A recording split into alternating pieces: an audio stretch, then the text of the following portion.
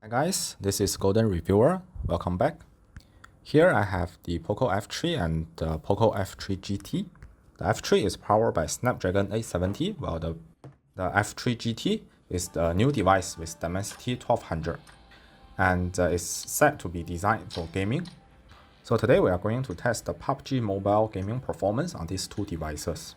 One interesting thing to notice is that the Poco F3 GT actually has 90 FPS official support from the PUBG Mobile game, while the Poco F3 does not have 90 FPS support, so you can only enable up to 60 FPS on the F3.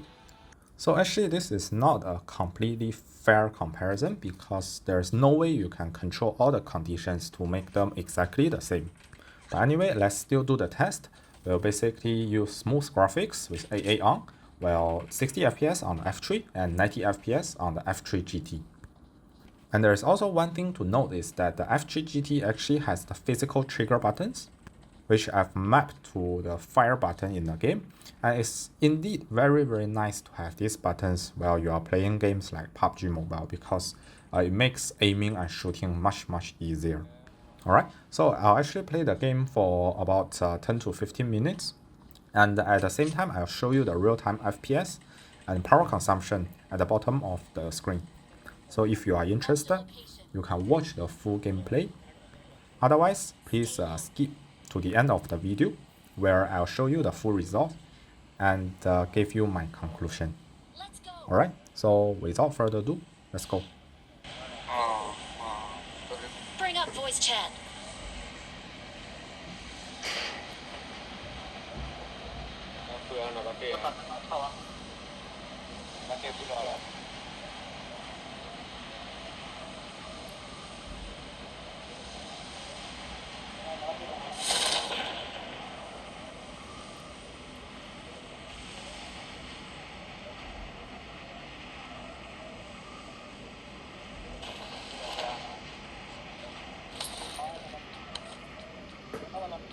Enemies ahead.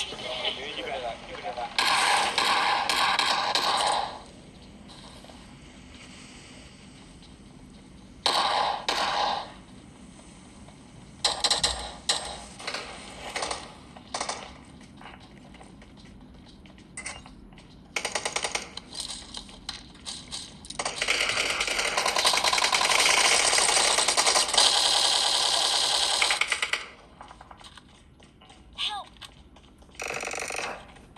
Help!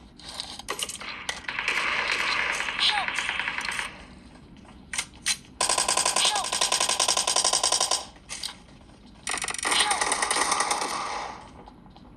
Help! Help!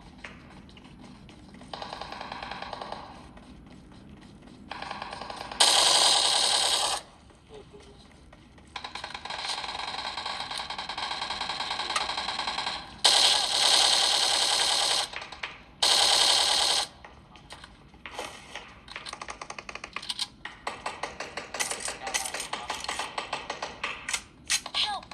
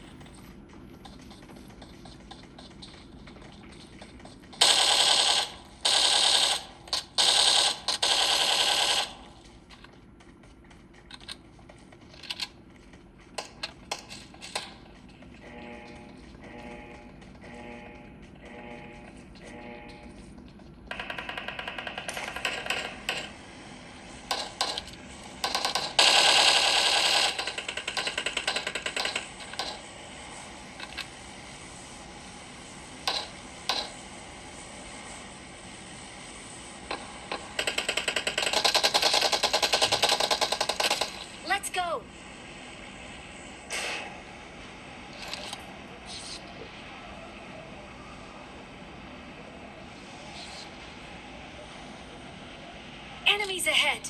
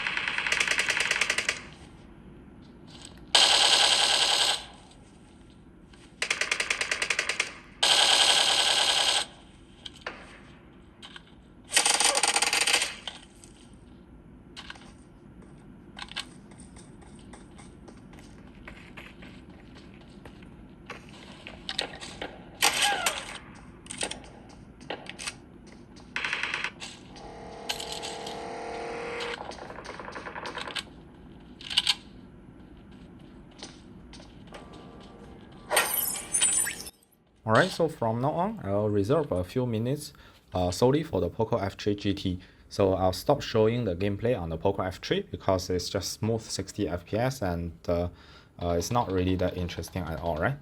Yep, so please enjoy the gameplay footage on the Poco F3 GT.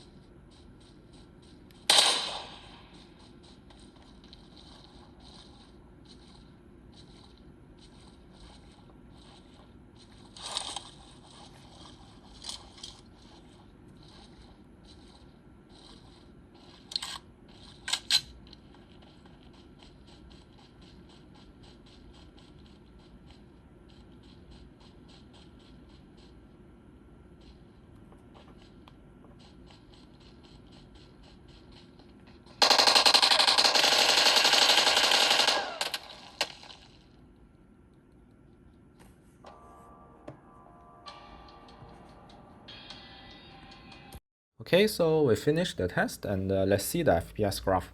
I have to say that for a mid-range device, the Poco F3 GT actually performs very well.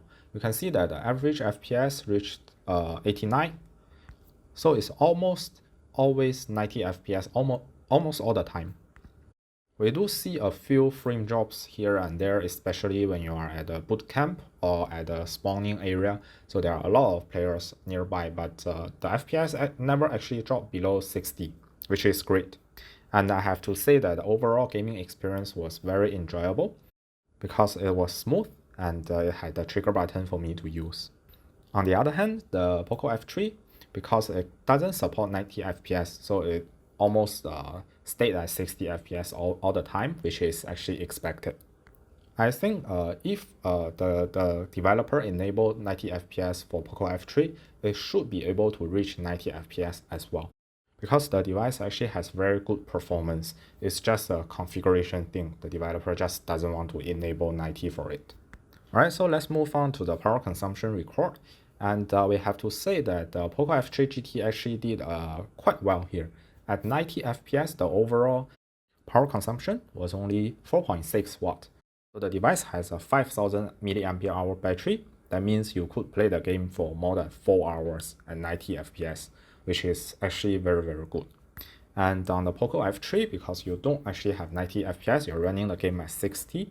So the power consumption is actually very low. It's less than 3 watt. But you can't really compare these two numbers, right? Because it's 90 and 60. It's completely different gaming experience. Alright guys, so that's all for today's video. Hope you enjoyed the video and thanks for watching. See you next time.